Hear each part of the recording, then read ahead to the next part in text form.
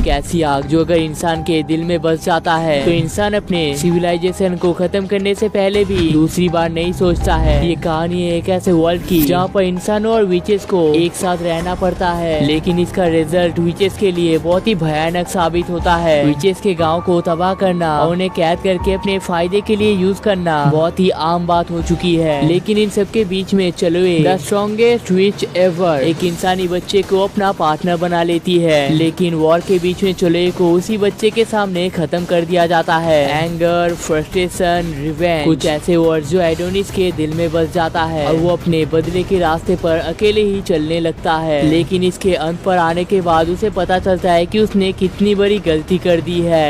Anime की शुरुआत में हमें चलोई नाम की एक लड़की को दिखाया जाता है जो कि अपने पार्टनर एडोनिस के साथ कहीं पर जा रही होती है और रास्ता खो जाने की वजह से वो दोनों मैप्स का यूज कर रहे होते हैं। लेकिन तभी एडोनिस चलोई को एक फोन दिखाती है और कहती है कि वो दोनों इसके अंदर के मैप को यूज करके यहाँ से आसानी से बाहर जा सकते हैं। लेकिन चलोई कहती है कि उन्हें इंसानी गैजेट्स का यूज नहीं करना चाहिए क्योंकि इंसान उन्हें इस तरीके से ट्रैक कर सकते हैं। लेकिन एडोनिस बताता है कि ये चीज पॉसिबल नहीं है क्योंकि उसने खुद ही इस मशीन को बनाया है और कोई भी इंसान इस मशीन को ट्रैक नहीं कर सकता है। लेकिन चलोए तभी उसे एक पंच मार देती है और मैप्स को देखकर फिर से उसे समझने की कोशिश करने लगती है। तभी एडोनिस चलोए से पूछता है कि हमें इंसानों से बचकर हमेशा भागना क्यों पड़ता है, हमने तो कोई गलत काम भी नहीं किया है। लेकिन चलोए बताती है कि इंसान पहले से बहुत ज्यादा बदल चुके हैं और वो लोग अब हमें बहुत बड़ा एक खतरा मानते हैं। दुनिया को बनाते वक्त गॉड ने विचेस और इंसानों को एक साथ ही बनाया था और साथ ही में गॉड ने अपने कुछ पावर्स विचेस के साथ भी शेयर किया था ताकि वो लोग इंसानों की मदद कर सके और अपनी सारी जिंदगी एक साथ अच्छे से बिता सके। लेकिन थोड़े टाइम बाद इंसानों ने विचेस को ही अपना दुश्मन मान लिया और एक के बाद एक सारे विचेस को खत्म करने लगे। अब चलोए भी एक विच ही है और इसी वजह से उन्हें इंसानों से बचकर भागना पड़ता है। लेकिन चलोए कहती है कि हमें टेंशन लेने की कोई भी जरूरत नहीं है, हम लोग जरूर एक ऐसी जगह को ढूंढ लेंगे जहाँ पर हम दोनों शांति से रह पाएंगे और वहाँ पर एडोनिस अपने स्टडीज को भी कंटिन्यू कर पाएगा। लेकिन एडोनिस बताता है कि उसे स्कूल जाना बिल्कुल भी पसंद नहीं है, उसे तो चलोए के साथ ही सीखने में मजा आता है। तभी चलोए कहने लगती है कि मुझे पता है तुम मुझे बहुत ज्यादा पसंद करते हो, है ना? लेकिन एडोनिस कहता है कि ऐसा तो कुछ भी नहीं है और सोचता है कि चलोए इतना ज्यादा खुश कैसे रह सकती है, अगर मैं उसकी जगह पर होता तो अपने सारे मैजिक पावर्स का यूज करके सारे इंसानों को खत्म कर दिया होता। लेकिन तभी यहाँ पर कुछ लोग उनकी तरफ अटैक करने के लिए आ रहे होते हैं। एडोनिस इसे देखने के बाद ही उनके ऊपर अटैक करने के लिए जाता है, लेकिन चलोए उसे रोक देती है और कहती है कि तुम्हारे पास उतना ज्यादा एक्सपीरियंस नहीं है और अपने आइस मैजिक पावर्स का यूज करने लगती है और थोड़ी देर के अंदर उन सारे लोगों को यहाँ पर खत्म कर देती है। लेकिन एडोनिस यहाँ पर बहुत ज्यादा गुस्सा हो जाता है और कहता है कि अगर मैं अपने मैजिक पावर्स का यूज ही नहीं कर सकता तो मैं इन्हें सीख क्यों रहा हूँ। चलोए कहती है कि तुम्हारे पास उतना एक्सपीरियंस नहीं है। लेकिन तभी एडोनिस यहाँ पर एक बहुत बड़े स्वॉर्ड को समन कर लेता है और कहता है कि कोई भी आम आदमी इतने बड़े मैजिक टेक्निक को यूज नहीं कर सकता है और कहता है कि मुझे सारे सच्चाई पहले से ही पता है, मैं इतना ज्यादा पावरफुल हूँ कि इतने सारे लोगों को आसानी से ही खत्म कर दूंगा। लेकिन तुम्हें डर है कि इतने सारे पावर्स के साथ मैं इंसानियत के ही दुश्मन बन जाऊंगा। एडोनिस फिर से कुछ कहने जा ही रहा होता है लेकिन चलोए उसे हक कर लेती है। अब हमें रेडिया एम्पायर के एम्पेरर गियोथ को दिखाया जाता है और उसके सामने एक आदमी माफी मांग रहा होता है और कहता है कि चलोए एक हाई रैंक की विच है, वो आइस मैजिक का यूज करती है और एक स्क्वाड्रन का टीम कभी भी उसे हरा नहीं सकता है। जिसके बाद गियोथ कहता है कि लगता है इस काम को अब मुझे ही संभालना पड़ेगा। जिसके बाद एम्पेरर शहर के सारे लोगों के सामने स्पीच देने के लिए पहुंच जाते हैं और कहते हैं कि क्या हम इंसान अपने तरीके से नहीं रह सकते हैं, हमारे ऊपर जब भी किसी भी तरीके का मुसीबत आता है हमें विचेस का सहारा लेना पड़ता है और उन्हें ही हमारा देवता मानना पड़ता है। लेकिन हम लोगों ने मोबाइल फोन को बनाया है जिससे हम लोग कितने भी दूरी से एक दूसरे के साथ कांटेक्ट कर सकते हैं। हम लोगों ने फास्ट ट्रेन और प्लेन्स को भी बनाया है जिससे हम लोग एक जगह से दूसरी जगह पर बहुत ही तेजी के साथ जा सकते हैं। मतलब हम लोग किसी भी हद तक इन मैजिक यूजर्स यानी कि विचेस से किसी भी हद तक कम नहीं है और लगता है कि हमें इन विचेस को इनका असली जगह दिखाना ही पड़ेगा। और सब लोग इस चीज को सुनने के बाद बहुत ही ज्यादा एक्साइटेड हो जाते हैं। दूसरी तरफ एक स्पेस स्टेशन किसी जगह पर अपने टारगेट को सेट कर रहा होता है और हम देखते हैं कि एडोनिस और चलोए को एक अजीब सा मशीन अजीब तरीके से ऊपर की तरफ खींच रहा होता है और वो दोनों वहाँ पर से टेलीपोर्ट होकर उस जगह पर पहुँच जाते हैं जहाँ पर वो स्पीच चल रहा होता है। अब इस चीज को देखकर सब लोग शौक होते हैं कि एक इंसान विच के साथ भी रह सकता है। और गियोथ कहता है कि शायद मैंने इस चीज को एक्सपेक्ट नहीं किया था। तभी एडोनिस उनके ऊपर अटैक करने के लिए जाता है, लेकिन वो गार्ड्स उसे वहीं पर रोक देते हैं। अब चलो यहाँ पर ice magic absolute zero technique का यूज करने लगती है और कहती है कि अगर तुम अपने सिटीजन्स को थोड़ा सा भी प्यार करते हो तो तुम्हें हम दोनों को यहाँ से जाने देना चाहिए। और कहती है कि एडोनिस तुम लोगों की तरह ही एक आम इंसान है, और अगर मैंने तुम सारे लोगों को यहीं पर खत्म कर दिया तो उसके पास वापस जाने के लिए कोई भी घर नहीं रहेगा। और तभी गियोथ से कहता है कि लेकिन शायद मैं तुम्हें यहाँ पर खत्म करके ही रहूंगा। लेकिन तभी हमें मैजिक फोटोन HDAM2 डिवाइस को दिखाया जाता है और गियोथ कहता है कि शायद तुम्हें हमारे पावर्स का अंदाजा नहीं है, हम लोगों ने साइंस के अंदर बहुत ज्यादा तरक्की कर ली है। सब लोग यहाँ पर बुरी तरीके से हंस रहे होते हैं। तभी हम देखते हैं कि चिलोए का मैजिक पावर अचानक से यहाँ पर से गायब हो जाता है और एडोनिस का मैजिक भी यहाँ पर काम नहीं कर रहा होता है। तभी गियोथ चिलोए के पास पहुँच जाता है और उसे बुरी तरीके से मारने लगता है। एडोनिस उसे रोकने के लिए तो जाता है, लेकिन वो गार्ड्स उसे फिर से पकड़ लेते हैं। तभी गियोथ यहाँ पर हंसते हुए कहता है कि विचेस भी अपने पावर्स के बिना एक आम लड़की होती है। तभी सब लोग यहाँ पर चिलोए के पिक्चर को लेने लगते हैं, जिसे देखकर चिलोए अपने आप को बहुत ज्यादा एम्बेरेस फील करने लगती है। एडोनिस कहता है कि मैं तुम सब लोगों को यहाँ पर खत्म कर दूंगा, तुम में से एक को भी जीने का मौका नहीं दूंगा। अब एडोनिस उस दिन को याद करने लगता है जिस दिन चिलोए के साथ उसका पहला मुलाकात हुआ था और वो उसके लाइफ का सबसे स्पेशल दिन था। एडोनिस को याद आने लगता है कि चिलोए ने उसे कितना कुछ सिखाया था, उसके साथ उसने कितने अच्छे अच्छे मोमेंट्स को स्पेंड किया था। तभी चिलोए यहाँ पर माफी मांगने लगती है और कहती है कि इस लड़के का यहाँ पर कोई भी गलती नहीं है, ये तो एक अच्छा और गरीब घर का लड़का है जिसे मैंने बचपन में ही इसके मॉम और डैड से चुरा लिया था, और अगर वो लोग यहाँ पर इस बच्चे को जिंदा रखने के लिए देते हैं तो वो यहाँ पर कुछ भी करने के लिए राजी होता है। एडोनिस को यहाँ पर समझ में नहीं आ रहा होता है कि उसके मैजिक पावर्स यहाँ पर वर्क क्यों नहीं कर रहे हैं और सोचता है कि कोई बात नहीं, जब मैं इस जगह से निकल जाऊंगा मैं इन सारे लोगों को सजा देकर रहूंगा। अब चलो एडोनिस को इतने टाइम तक उसके साथ रहने के लिए शुक्रिया अदा कर लेता है, लेकिन तभी गियोथ यहाँ पर उसे